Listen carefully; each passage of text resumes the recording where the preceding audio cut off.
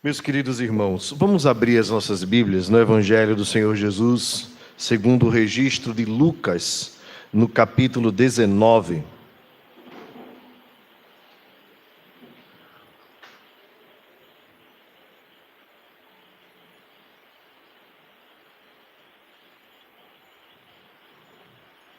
Evangelho de Lucas,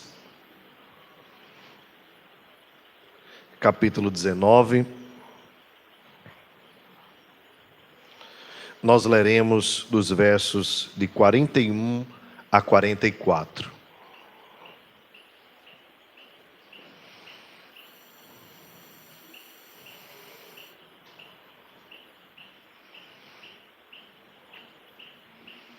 Lucas 19, de 41 a 44. Diz assim a palavra do nosso Senhor: Quando ia chegando, vendo a cidade, chorou e dizia: se conheceras por ti mesma, ainda hoje, o que é devido à paz. Mas isto está agora oculto aos teus olhos.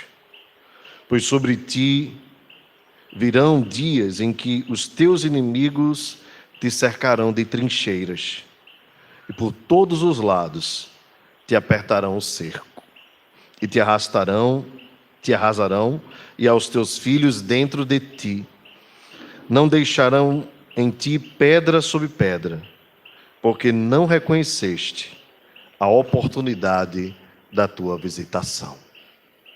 Ó nosso Deus, eis a tua palavra aberta e também os nossos ouvidos, Senhor. Abre, Pai, o nosso coração, para que o entendimento da tua palavra promova vida e paz em cada um de nós nesta noite. Obrigado pela honra, Senhor, de podermos anunciar a tua palavra e ouvi-la em nossa própria língua, com liberdade de culto. Tem misericórdia das nações e dos povos que não conhecem a tua palavra e leva a elas, através dos teus servos, o evangelho da tua graça. Em nome de Jesus. Amém. Amém. Meus irmãos, são poucas as vezes que nós lemos o relato do nosso Salvador chorando. Jesus é a pessoa mais alegre que já existiu nesta terra. Ninguém era mais alegre do que ele. Ele é o Deus de toda alegria, de toda paz. A sua palavra, a sua pregação era o evangelho da alegria. Quando nós vemos os discípulos indo para Samaria e pregando na cidade de Samaria o evangelho que Jesus deixou para eles pregarem, nós vemos o relato do próprio Lucas registrando: e houve alegria em toda a cidade. As pessoas que recebiam suas palavras eram curadas e voltavam cheias de alegria para as suas casas. Jesus era a pessoa certamente mais alegre que já existiu. Vermos o nosso Senhor chorando deve nos levar a uma reflexão profunda sobre aquilo que motivou a sua tristeza. Pois como pode o Deus de toda alegria também se entristecer? Há algo que entristece o Senhor. Nós vemos, por exemplo, quando ele encontra o seu amigo Lázaro morto já há 4 dias, o seu corpo em estado de decomposição, já fedendo. A Bíblia diz que Jesus chorou.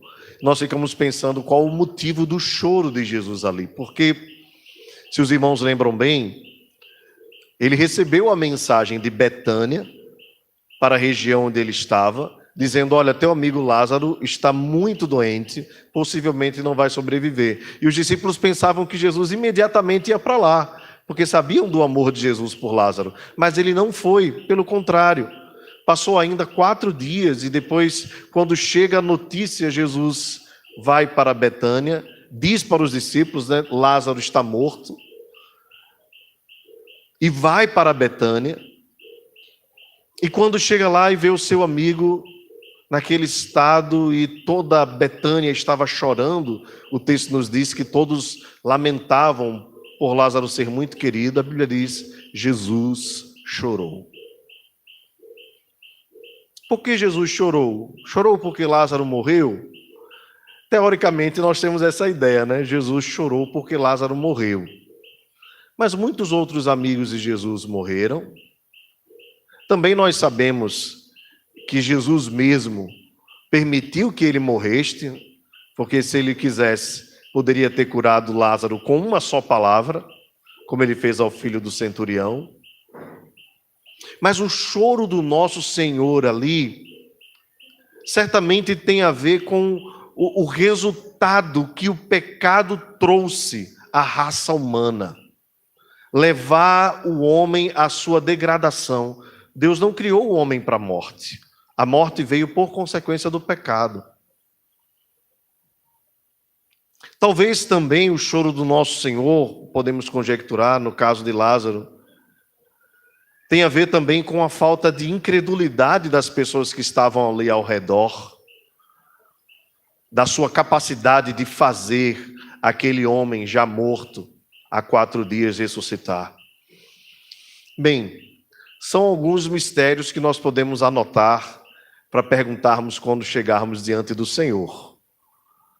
Talvez não haja uma só razão para o choro do Senhor ali, talvez haja várias razões, mas a realidade é que a incredulidade, o pecado e o nível que o pecado leva o homem à sua cegueira, à sua surdez, à sua incapacidade de responder à mensagem do Evangelho, mesmo que este venha recheado de sinais, prodígios, maravilhas e milagres. Certamente aquilo fez com que o nosso Senhor chorasse, e agora por Jerusalém. Ele entra em Jerusalém, se os irmãos observarem aí com a Bíblia aberta, na perícope anterior, dos versos de 28 a 40, ele entra de forma triunfal em Jerusalém. O texto diz que ele manda aos discípulos irem atrás de um animal, e Jesus sobe neste animal e entra para Jerusalém, e as pessoas começam a clamar no verso 38, bendito é o rei que vem em nome do Senhor, paz no céu e glória nas maiores alturas. Esta entrada triunfal de Jesus foi registrada por todos os outros evangelistas. Certamente era um marco, porque tinha a ver com a profecia que havia sido feita sobre ele pelos antigos profetas. Bem, quando ele entra na cidade de Jerusalém, o texto diz que ele chora. E junto com o choro vem um lamento do Senhor. A interjeição A, aqui, simboliza então aquele sentimento mais profundo, né, de lamentação, de compaixão, de misericórdia. E depois vem a frase: se conheceras por ti mesma, ainda hoje, o que é devido à paz. Em outras palavras, o nosso Senhor está dizendo: Jerusalém, como eu lamento o fato de tu não poderes conhecer a paz que eu tenho para te dar, a alegria que eu tenho para te dar, o amor que eu tenho para derramar sobre ti. E aqui, irmãos, se concretiza aquela palavra do apóstolo João que diz: veio para o seu, mas os seus não o receberam. Jerusalém não recebeu o Senhor. Israel não recebeu o Senhor. A despeito de tudo o que ele fez, de todo o bem, de toda a sua pregação, eles fecharam o coração para Deus, e a incredulidade estava enraizada neles. Eles tiveram a oportunidade de ser visitados pelo Deus da paz, mas rejeitaram a paz e o Deus da paz. Eles tiveram a oportunidade de receber a alegria, mas deixaram a alegria escapar pelos dedos. Eles tiveram o privilégio de receber a vida, mas preferiram permanecer na morte. Então Jesus ora e diz: mas isto está agora oculto aos teus olhos. Meus irmãos, quando nós olhamos para estes versos, vem sobre nós, ou deve vir sobre nós, o mesmo sentimento que estava no coração do nosso Senhor e Salvador Jesus Cristo. O lamento profundo e compassivo por aqueles que ainda permanecem na cegueira do pecado. Nós cristãos, principalmente os mais antigos,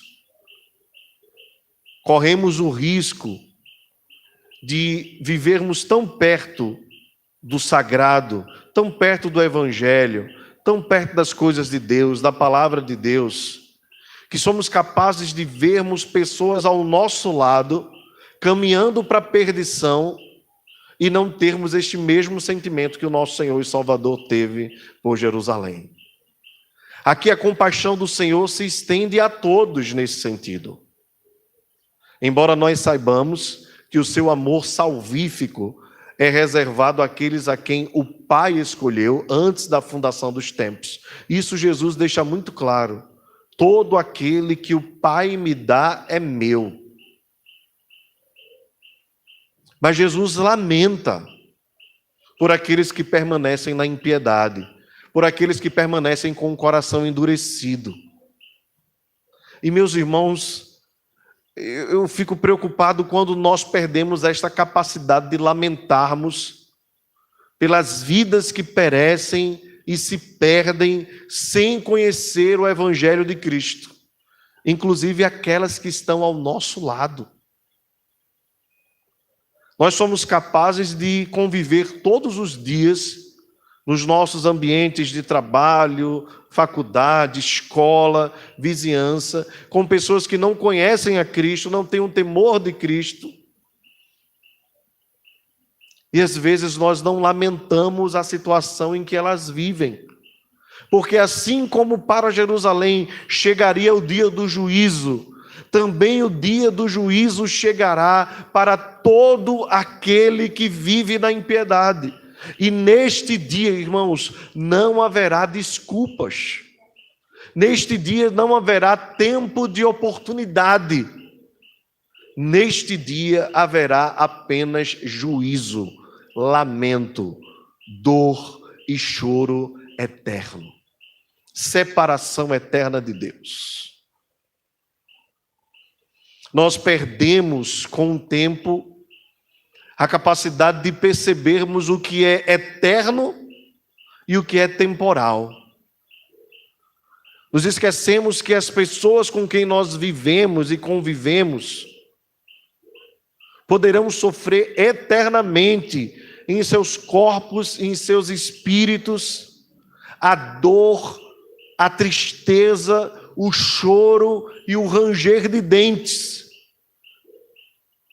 Talvez porque não tenham a oportunidade de ouvir da boca daqueles que conhecem o Evangelho da graça de Deus. Jesus lamenta. Nós temos lamentado pelos nossos parentes. Nós temos lamentado pelos nossos vizinhos. Nós temos lamentado pelos nossos colegas de trabalho. Nós temos lamentado pelos nossos colegas de faculdade, pelas pessoas que nós chamamos de amigas, estão próximas a nós, mas nunca ouviram da nossa boca a mensagem do Evangelho da paz. Jesus já havia pregado, Jesus já havia ensinado, Jesus já havia curado. O seu esforço era tremendo em favor dos pecadores, mesmo quando os discípulos de repente preocupados com o esforço excessivo do nosso Senhor, queriam poupá-lo ali para que ele pudesse descansar. O texto diz que as multidões afluíam até Jesus e ele atendia a cada um. Certa vez uma multidão o acompanhou e os discípulos criticaram Jesus, dizendo assim: Senhor, já é tarde, se esse povo não comer, esse povo vai morrer de fome. Jesus disse: deem vocês mesmos de comer a eles. Mas, Senhor, nós não temos nada. E alguém apareceu dizendo: Senhor, há um jovem aqui que tem 5 pães e 2 peixes. Jesus deu graças e alimentou a multidão enquanto aquela ouvia a palavra do Senhor. Ele pregou no barco, à margem do rio. Ele pregou sentado como um rabi. Ele pregou o tempo todo no templo, na frente das sinagogas. Ele anunciava o evangelho. A sua vida era essa. E mesmo diante do sofrimento extremo,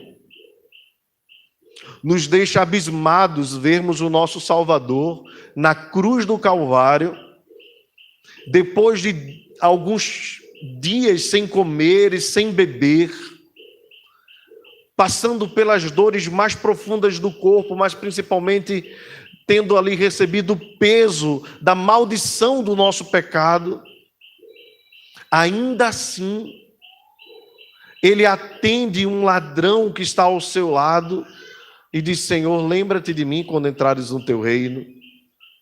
E Jesus não se abstém, mesmo no seu sofrimento, de anunciar para aquele homem: hoje mesmo estarás comigo no paraíso.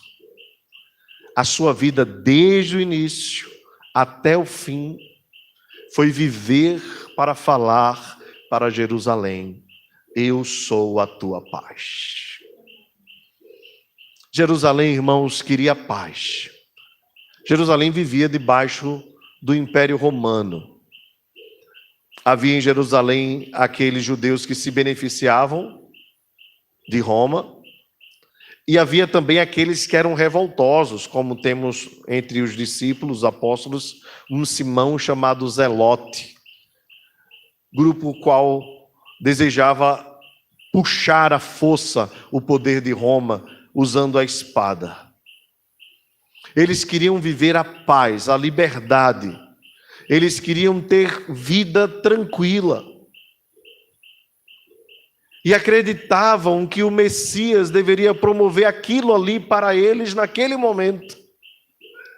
E perderam a paz de Jesus, porque queriam uma paz momentânea. Perderam a vida eterna, porque queriam usufruir da vida temporária e terrena. Ah, meus irmãos, Jerusalém é o reflexo do mundo de hoje. 2000 anos depois, o homem continua na mesma busca. 2000 anos depois, os homens querem o reino sobre si. Elas querem poder usufruir de tudo do bom e do melhor nesta vida. E é claro que Deus tem bênçãos para nos dar, nos conceder. A sua mão não está encolhida. Seus olhos não estão cegos, nem seus ouvidos surdos. O problema é que o foco de Jerusalém estava tão grande nos seus dias que esqueceram da eternidade.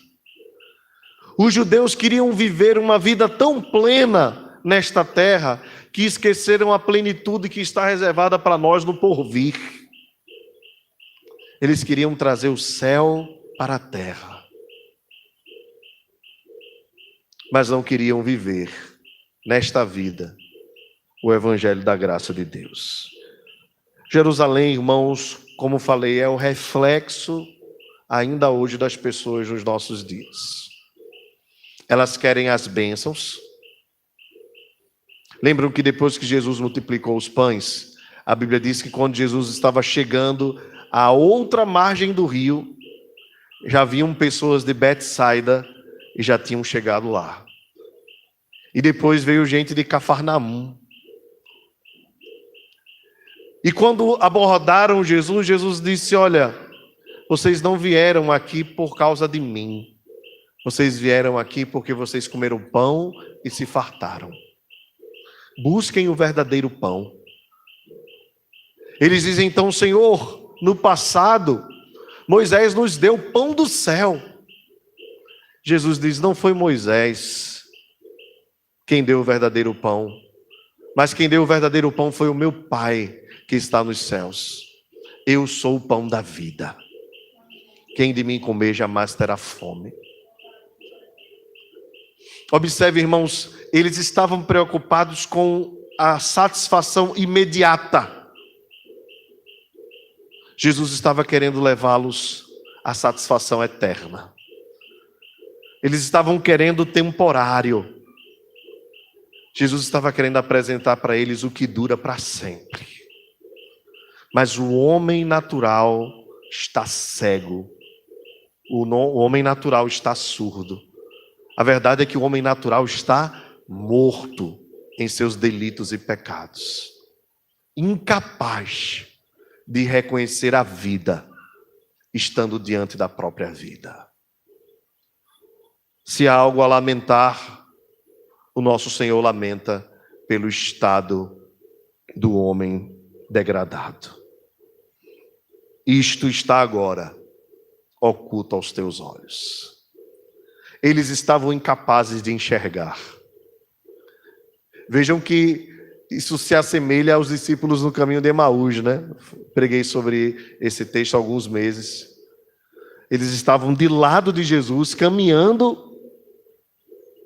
Jesus se aproxima deles do lado e começa a conversar. Eles não conseguem ver o Cristo ressurreto. Depois que Jesus parte o pão e some da presença deles ao cair da tarde, eles dizem: não é verdade que nos ardia o coração? Então veja, o homem natural, ele está incapacitado naturalmente pelo pecado de conseguir enxergar Deus. E meus irmãos, o lamento de Jesus aqui precisa ser também um lamento do nosso coração pelas pessoas a quem nós anunciamos o Evangelho e mesmo assim continuam insistindo numa vida de pecado.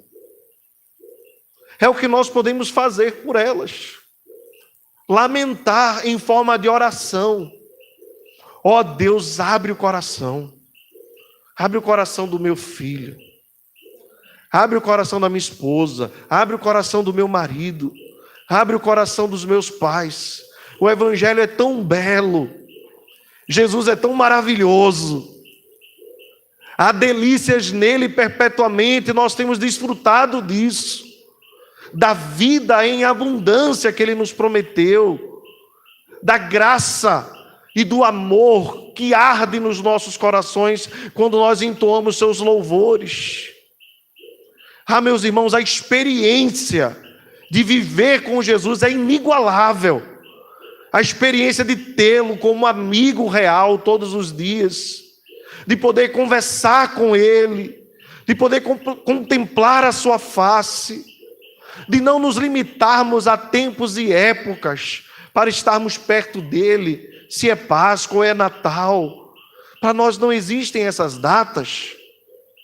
O que existe para nós é um Cristo real que vive em nossos corações todos os dias das nossas vidas. A Bíblia não manda guardar data, a não ser o dia do Senhor, que Ele mesmo estabeleceu pela sua exclusiva autoridade. Todo domingo pela manhã nós celebramos a ressurreição de Cristo. Todos os domingos.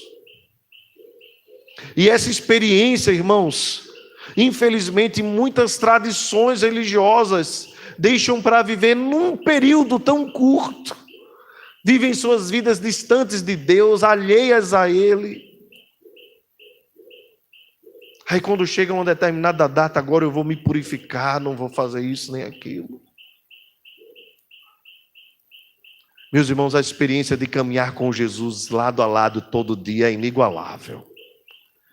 Como diz a canção, eu ando com meu Deus na rua, quando chego em casa Ele está comigo, eu falo com Ele na hora de dormir, quando acordo digo eis-me aqui. É a experiência de ter um Deus Emanuel, de verdade.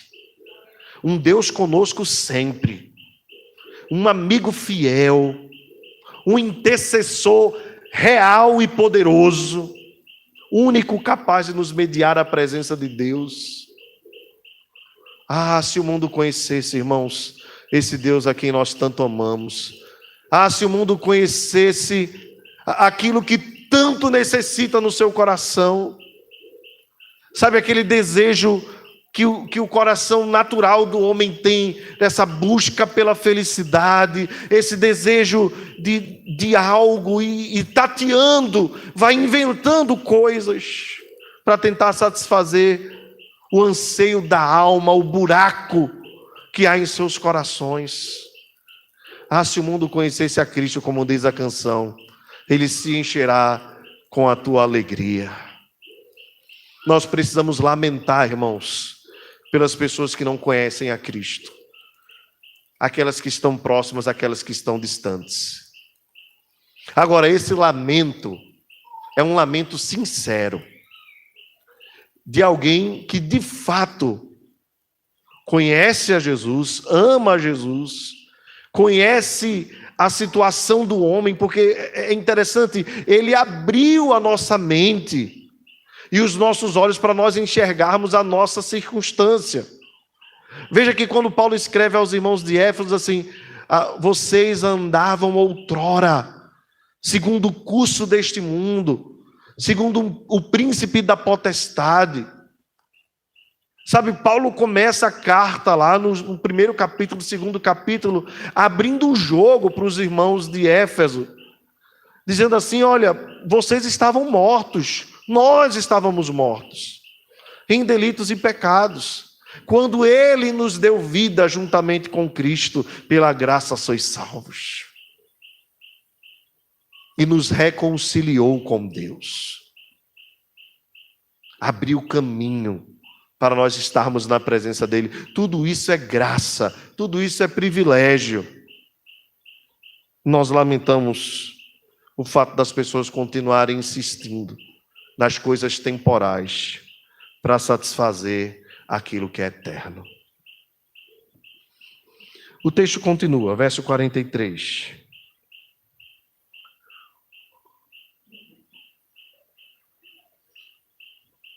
Pois sobre ti virão dias em que os teus inimigos te cercarão de trincheiras e por todos os lados te apertarão o cerco e te arrasarão e aos teus filhos dentro de ti não deixarão sobre ti pedra sobre pedra. Meus irmãos, essa profecia ela tem cumprimentos vários. Ela se cumpre no ano 70 depois de Cristo. O texto diz que Nero, a história diz que Nero, nas suas loucuras, né, decide incendiar Roma, coloca a culpa nos cristãos. Jerusalém é molhada de sangue. Não ficou pedra sobre pedra. Jerusalém foi totalmente destruída. Houve um verdadeiro genocídio contra os judeus. Muitos deles foram dispersos, mas os que não conseguiram foram arrasados por Roma. Mas esse não é o principal, ou essa não é a principal consequência. Esse não é o principal juízo. A Bíblia diz que nós não devemos temer aqueles que podem jogar o nosso corpo no cárcere, né? Aqueles que podem tirar a nossa vida. Mas nós devemos temer aquele que pode lançar a nossa alma no inferno. E só quem pode fazer isso é Deus. Só Deus é poderoso. A vida pertence a Ele. E a vida eterna também. Pior do que o que fizeram contra os judeus em Jerusalém, será o juízo contra a incredulidade deles no dia do julgamento final. Porque se o sofrimento do corpo se encerra com a morte física, não haverá fim para o sofrimento quando os corpos forem ressuscitados e juntados à alma, e após o juízo serão lançados num lago que arde num fogo e enxofre para eternamente sofrer.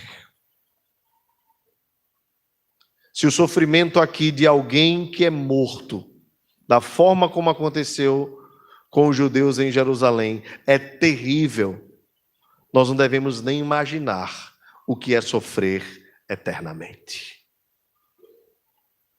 E esse juízo, irmãos, está reservado a todos aqueles que não reconheceram a oportunidade no dia da visitação.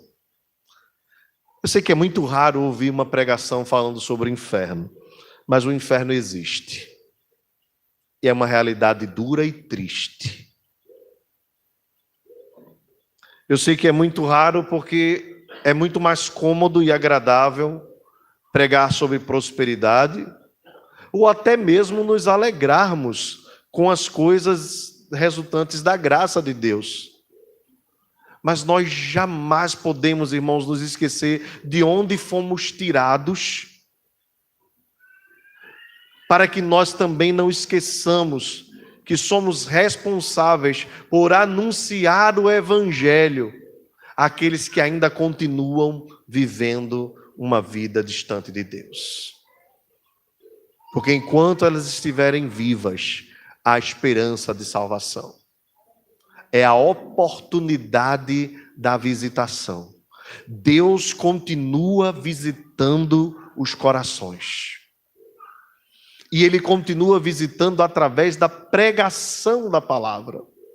Quando nós pregamos o Evangelho de Cristo, nós estamos dando aos ímpios a oportunidade, observem, de serem alcançados pela graça de Deus. Essa é a nossa responsabilidade. Se são eleitos por Deus, nós não sabemos. Mas a nossa missão é ir a todo mundo e pregar o Evangelho. Se a semente ali vai germinar, não é responsabilidade do semeador. Se vai ser sufocada pelos espinhos, não é responsabilidade do semeador. Se o diabo depois vai lá e, como uma ave, vai levar a semente, não é responsabilidade do semeador. Mas a parábola diz: o semeador saiu a semear. Saiu a semear. Meus irmãos, a nossa missão é semearmos o Evangelho de Deus, para que Ele visite os corações, porque a visita do Espírito Santo de Deus é transformadora, é inigualável. A visita do Espírito Santo de Deus é poderosa para tirar as escamas dos olhos. A visita do Espírito Santo de Deus é poderosa para abrir os ouvidos aos surdos. A visita do Espírito Santo de Deus é poderosa para arrancar o coração de trevas, de pedra, e colocar um coração de carne. A visita do Espírito Santo de Deus é poderosa para tirar os demônios e fazer daquela casa uma habitação eterna do Espírito Santo. E essa visita vem por meio do Evangelho da paz, do Evangelho da graça. Por isso o texto da palavra de Deus diz: e ia Jesus por toda a circunvizinhança, de aldeia em aldeia, pregando o Evangelho da paz. Após ter cumprido a sua missão, Jesus então lamenta por Jerusalém, que ouviu e não creu. Eu conclamo você a ser um semeador, a anunciar o Evangelho de Deus, a lançar a poderosa semente que faz germinar. E não importa o terreno, Deus é poderoso para fazer algo maravilhoso.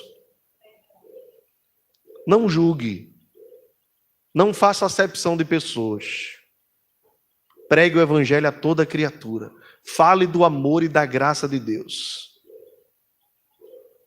Se for da vontade de Deus, a visita surtirá o efeito desejado. Mas se não for da vontade de Deus, a palavra do Senhor diz que não volta vazia, mas cumpre o propósito para o qual foi determinado. Isso não cabe a nós, não é nossa responsabilidade. A única coisa que nós podemos fazer é lamentar, como Jesus lamentou a cegueira, a surdez, a incredulidade de Jerusalém. Mas ele lamentou porque ele pregou. Eu convido você a ser um pregador do Evangelho da Paz. É o que esse mundo precisa, irmãos, assim como Jerusalém. Se Jerusalém queria viver a plenitude da vida, da mesma forma as pessoas nos dias de hoje, também no profundo dos seus corações, embora não o façam corretamente, estão buscando também essas coisas. Às vezes de forma egoísta, não da forma correta. Mas nós também éramos assim. Outrora éramos escravos do pecado. Vivíamos para nós mesmos, mas fomos alcançados, fomos transformados, fomos edificados. Ele mudou a nossa vida, transformou a nossa história, para que nós pudéssemos viver para Ele. Anuncie o Evangelho da Paz. E a visitação de Deus poderá ser uma visita transformadora e consoladora. Que Deus nos abençoe, em nome de Jesus. Vamos ficar de pé?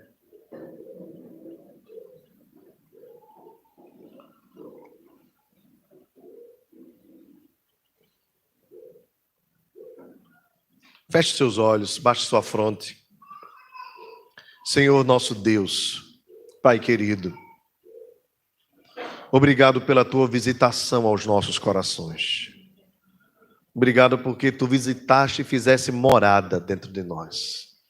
Hoje somos tua casa, somos tua habitação, somos o templo, pedras vivas, que juntos formamos um tabernáculo santo, para oferecer sacrifícios agradáveis a Deus por meio de Jesus Cristo, nosso Senhor.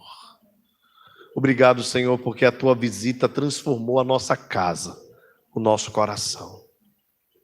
Mudou, nos fez ouvir, nos fez ver, nos fez viver.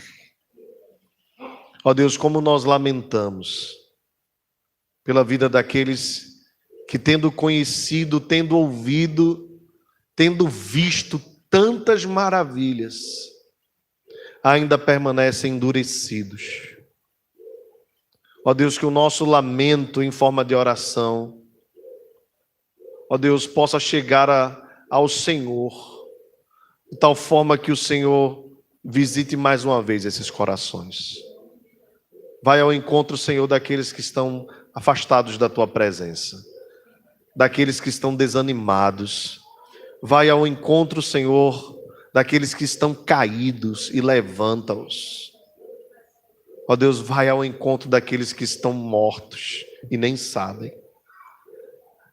Pensam estar vivos, mas estão mortos. Pensam estar livres, mas são escravos. Ó Senhor nosso Deus, visita-os por meio da pregação do Evangelho e usa-nos como instrumentos teus, para que possam ser visitados pelo Senhor da vida, pelo Senhor da paz. E que a graça do Senhor Jesus, o amor de Deus, o nosso Pai, as ternas consolações do Espírito Santo, seja sobre nós e conosco permaneça, agora e para todo sempre. Amém.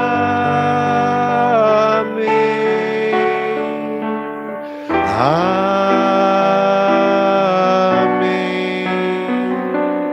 Amém.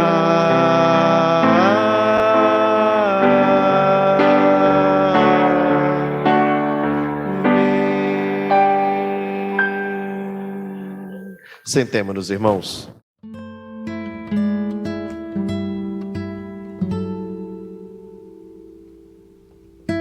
Amém.